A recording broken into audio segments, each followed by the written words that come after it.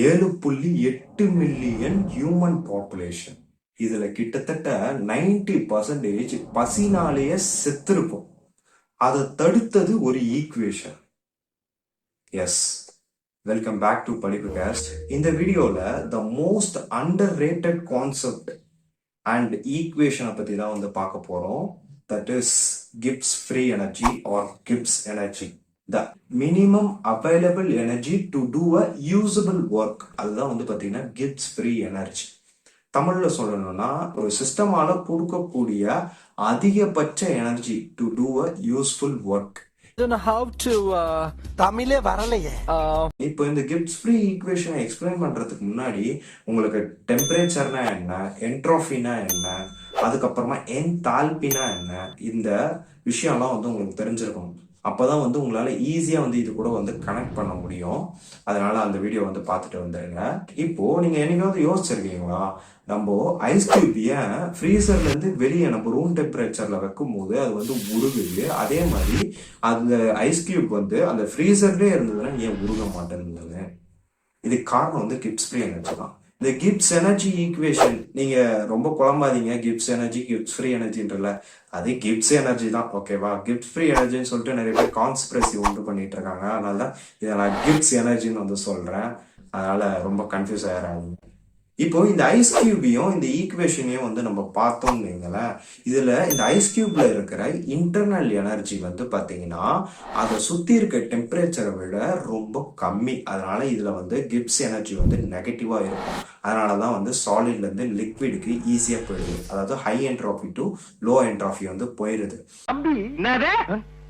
Low என்ட்ரோபில இருந்து high entropy போயிருது. இதுவே ஃப்ரீசர் உள்ள டெம்பரேச்சர் ரொம்ப கம்மி.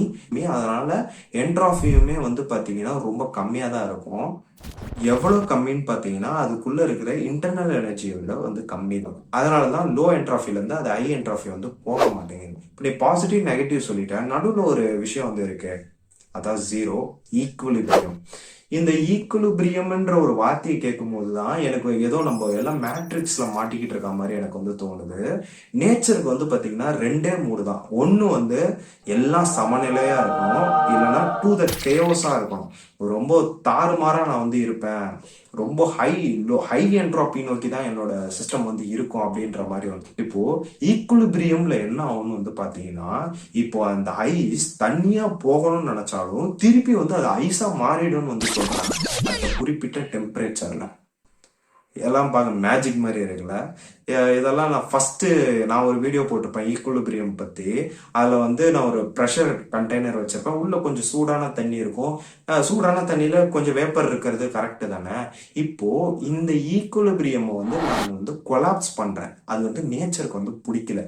அதனால என்ன ஆச்சுன்னு பாத்தீங்கன்னா, அந்த தண்ணி சூடு பண்ணி ஆற வச்ச தண்ணி திருப்பி கொதிக்க ஆரம்பிச்சிருச்சு. நேச்சர் இப்படிதான் பிஹேவ். நான் ஸ்டார்டிங் சொல்லியிருந்தேன், கிட்டத்தட்ட 90% பசினாலேயே செத்து இருக்கும்.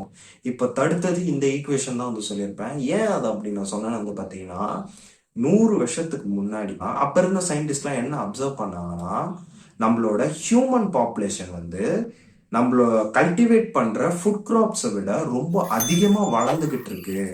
இப்படியே போச்சுன்னா நம்ம ஹியூமன் ஸ்பீஷிஸ் சாப்பிட்றதுக்கு சாப்பாடே இருக்காது அப்படின்ற ஒரு மிகப்பெரிய அப்சர்வேஷன் அவங்க பண்ணாங்க.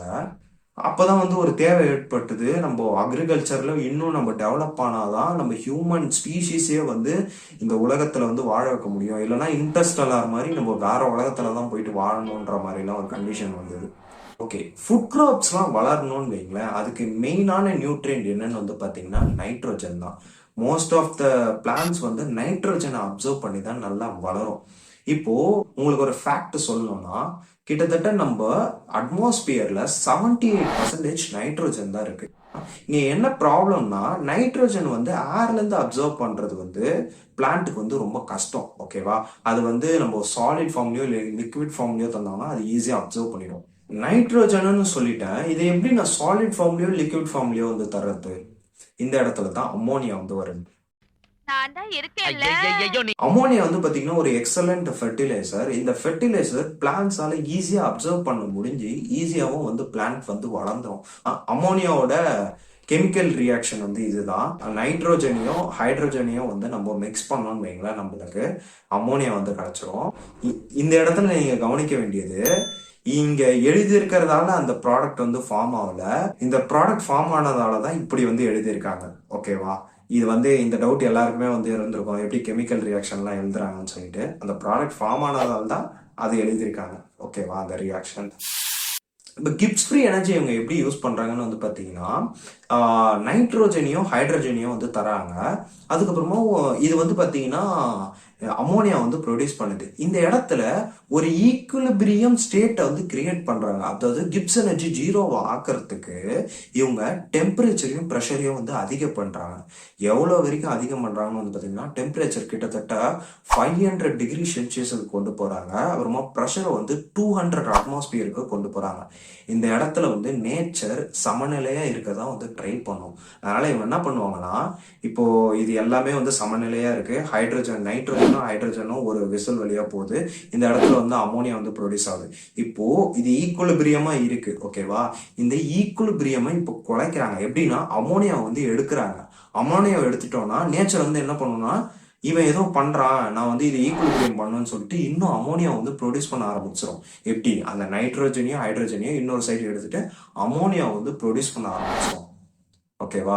இப்படிதான் நேச்சரே வந்து ட்ரிக் பண்ணி நம்ம அமோனியா வந்து ப்ரொடியூஸ் பண்ணோம். அப்புறமா கிராப்ஸை ப்ரொடியூஸ் பண்ணோம். இப்போ வந்து நம்ம எல்லாரும் உயிர் வாழ்ந்துட்டு இப்போ நான் உங்ககிட்ட வந்து பேசிக்கிட்டு இருக்கேன். கிப்ஸ் ஃப்ரீ எனர்ஜியை கண்டுபிடிச்சதால தான் இப்போ நான் உங்ககிட்ட பசினால சாவாம இப்போ உங்ககிட்ட வீடியோவில் பேசிக்கிட்டு இருக்கேன். எல்லாமே இதெல்லாம் கேட்கும் போதே ஒரே மேஜிக் மாதிரி இருக்குல்ல? ஓகே, உங்களுக்கு இந்த வீடியோ பிடிச்சிருந்ததுன்னா லைக் பண்ணிடுங்க. அப்புறமா எனக்கு ஒரு டவுட் இருக்கு. என்னன்னா, நான் என்ட்ரோபி பத்தி போன வீடியோல வந்து எக்ஸ்பிளைன் பண்ணியிருப்பேன். அது ஸ்பான்டேனிட்டியை ஒரு ரியாக்ஷன் நடக்குமா நடக்காதான்றத வந்து சொல்லிடும் அப்படின்னு நான் சொல்லுவேன். கிப்ஸ் ஃப்ரீ எனர்ஜியும் ஒரு ரியாக்ஷன் நடக்குமா நடக்காததை தான் வந்து சொல்லும். ஏன் இந்த ரெண்டு தனித்தனி ஈக்குவேஷன்? இதுக்கு உங்களுக்கு ஆன்சர் தெரிஞ்சதுன்னா கமெண்ட் பண்ணுங்க. Okay, happy learning.